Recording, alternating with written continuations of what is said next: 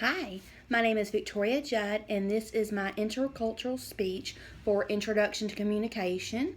This is a speech about a person who is not like myself, who could be of a different background, a different race, a different upbringing than myself. The person that I chose from is a family friend, one that I have got to know over the last few years via our church, and one whose family holds a dear place in our heart. His name is Virgil Adams. He goes by Bubby, of course. He doesn't really like the name Virgil, and honestly didn't even know that his name was Virgil at first for quite a while.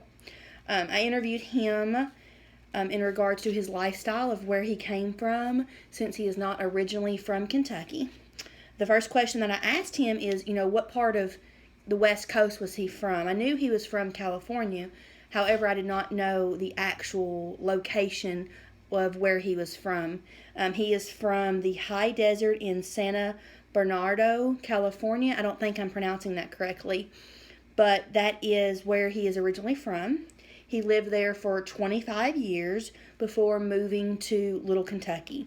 One of the first questions that intrigued me when speaking with him, and it's something I asked him when our friendship developed, is how did you pick a small place such as Campbellsville, Kentucky from, a big city in California? And he said his family had visited here to visit a friend who had transferred here for their employment. Once he was here, he learned that he loved the atmosphere, he loved the people, he loved the community, and he loved the overall friendliness that was here inside of this. The place that he is originally from had high crime rates and violence in the area. They wanted something better for their children. I looked up the crime rates, and according to some research that I did on Neighborhood Scout, it's listed as the 2 percentile for safest places in the United States, 100 being the safest. So it's definitely on the very lowest end. And actually, in the most recent statistics, it stated that as of May of this year, that it is the most dangerous city in the state of California. It shows that the crime rates are just unbelievable compared to what we have here in Campbellsville, Kentucky. The population of that area, according to the United States Census Bureau, is 213,708 as of 2013. Compared to our census most accurate reflection of Campbellsville, Kentucky, we are at 11,237 for inside of city of Campbellsville. That's not counting Taylor County, but that's inside city. Again, those statistics are from the Bureau. So that is a large jump. However, the crime rates are just unbelievable. It's not something that you can wrap your head around. He wanted a place to raise his children, something safer for him and his family, and something that would be better for them overall in the long run. The next question is, how long has he lived here in Central Kentucky? And he said 8 years. And I asked him what was the first thing that he noticed when he came here. And the first thing that he noticed on his very first visit was people waved at him and they said hi to him or spoke to him, complete strangers who had no clue who he was. He said they don't do that where he comes from.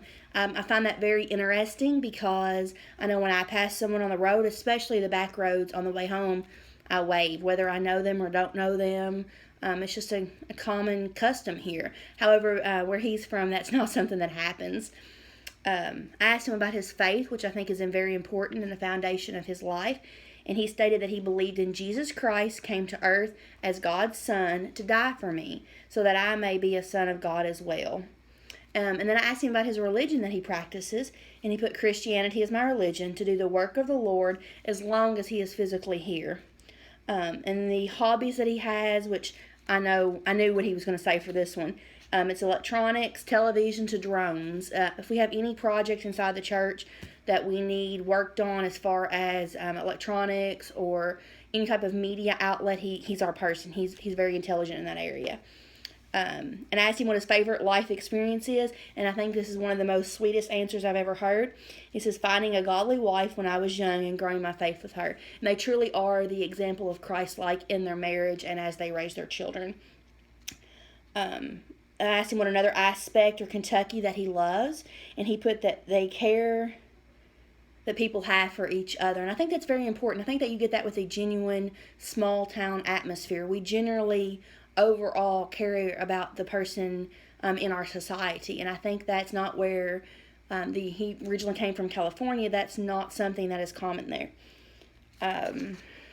Asked him if there was something that he would like to change about Kentucky or another aspect that he would like to see, and he stated there would be more activities to be here. And I agree with that.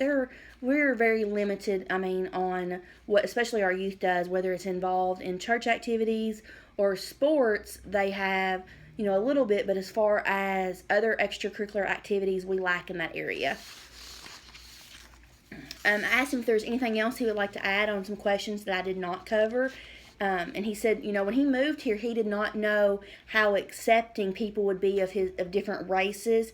But he has come to learn that all races, he does have a Native American background, so including himself, they fit in. He's never not been accepted by anyone he's come across, and I think that's an important aspect, that we don't come across judgmental towards each other, and that he has learned that this truly is his home, and that he feels like the Lord has moved him here to this area. And he truly is an amazing person. I've had the opportunity to get to know him over the last several years, and I just think it's just so amazing how God moved him here to this area, and he fits right in, even though he's from California. I hope you enjoyed learning a little bit more about my friend, and I hope you have a great day. Bye.